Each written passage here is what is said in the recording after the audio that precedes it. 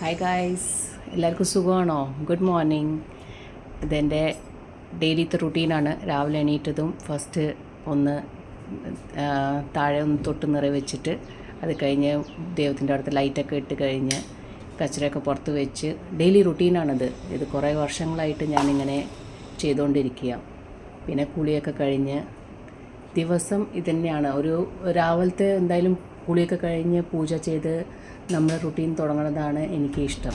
അപ്പോൾ കുറേ വർഷങ്ങളായിട്ട് അതങ്ങനെ കൊണ്ടുപോയിക്കൊണ്ടിരിക്കുക. അതിന് കിട്ടുന്ന സന്തോഷം അത് വേറെ തന്നെയാണ്. ഒരു പോസിറ്റിവിറ്റി കിട്ടും. അപ്പോൾ അതങ്ങനെ റുട്ടീനായിട്ട് പോയിക്കൊണ്ടിരിക്കുക. പിന്നെ നമ്മുടെ ജിമ്മ്, അത് ഞാൻ ആവണതും മുടക്കാണ്ട് നോക്കും. രാവിലെ തന്നെയുള്ളതൊക്കെ റെഡിയാക്കി കുട്ടികളൊക്കെ റെഡിയാവുകയാണ്. ഹസ്ബൻഡ് വെളിയിൽ പോവുകയാണ്. അപ്പോൾ അതുകൊണ്ട് ഹസ്ബൻഡിൻ്റെ പാക്കിങ്ങും കാര്യങ്ങളൊക്കെ രാത്രി ചെയ്ത് വെച്ചിട്ടുണ്ടായിരുന്നു. പിന്നെ ഇടയ്ക്കിടയ്ക്ക് ഇങ്ങനെ ടൂർ ഉണ്ടായിക്കൊണ്ടിരിക്കും. അതുകൊണ്ട് ഇടയ്ക്കിടയ്ക്ക് വെളിയിൽ പോയി മാർക്കറ്റിങ്ങിലായതുകൊണ്ട് ഇടയ്ക്കിടയ്ക്ക് വെളിയിൽ പോകണം. അപ്പോൾ അത് കഴിഞ്ഞ് ഞാൻ എൻ്റെ മരുന്നൊക്കെ കഴിച്ച്, എനിക്ക് തൈറോയ്ഡ് ഉള്ളതുകൊണ്ട് ഞാൻ മരുന്ന് കഴിക്കാറുണ്ട്.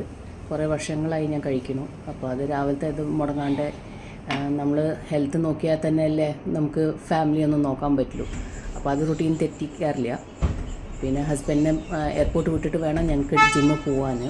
അപ്പോൾ അതുകൊണ്ട് ഞങ്ങൾ ആദ്യം പിന്നെ രാവിലെ നേരത്തെ ആ ഒരു ഭംഗിയുള്ള ഒരു ഇതുണ്ടാവില്ലേ, തിരക്കൊന്നും ഇല്ലാണ്ട് അത് കാണാൻ തന്നെ എന്തൊരു സുഖമല്ലേ, എന്ത് രസമോ അത് കാണാൻ.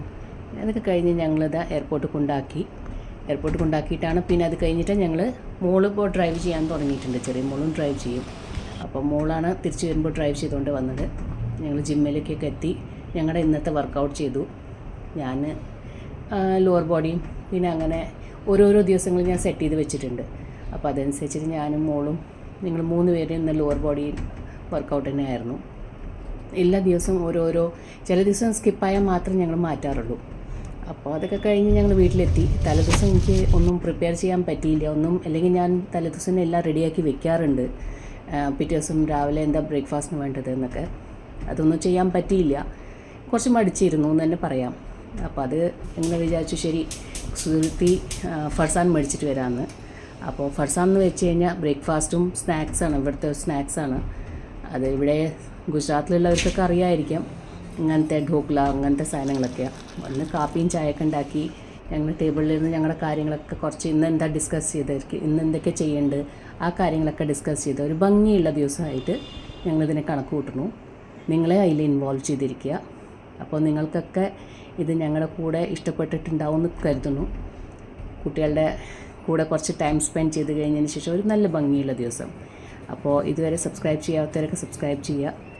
ഇനിയും ഇതേപോലത്തെ വ്ളോഗ് വന്നുകൊണ്ടിരിക്കും. ഇഷ്ടപ്പെട്ട ലൈക്ക് ചെയ്യാനും ഷെയർ ചെയ്യാനും സബ്സ്ക്രൈബ് ചെയ്യാനും മറക്കരുത്. Thank you.